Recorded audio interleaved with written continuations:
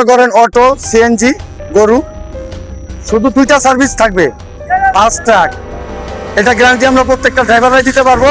যদি মাসে একটা অ্যাক্সিডেন্ট পায়, একটা করে ড্রাইভার না 5টা করে ড্রাইভার ফাঁসি দিতে আমরা রাজি আছি। করতেছে আর নিরাপত্তার জন্য এতটুকু বাড়ানো হয়েছে, কিন্তু এতটুকু বাড়ানোর যে মানে যে দীর্ঘ সময় নেবে আর শুধু বালু দিয়া এটারে ভরাট করে দেবে তার মানে এটা না। যেমন আজকে এই গাড়িটার ক্ষেত্রে এই গাড়ির ড্রাইভার আমি ছিলাম, 2টা গাড়ি ওভারটেক করে টার্নিং আসতেছিল, মুখোমুখি হওয়ার থেকে আমি চিন্তা করলাম আমার গাড়িটা বামে আমি নামিয়ে দিই চাকাটা। বামের চাকাটা নামার সাথে সাথে মনে করুন আজকে এই রাস্তার নরমের কারণে আমার গাড়িটা এই দুর্ঘটনার সম্মুখীন হয়েছে। এখন কর্তৃপক্ষের দৃষ্টি আকর্ষণ করবো যে অতি দ্রুত যেন এই রাস্তার মেরামত এবং মজবুত সহকারে, শুধু এই বালু আর মাটি দিলে হবে না, সাথে পাথরও মিক্সার করতে হবে।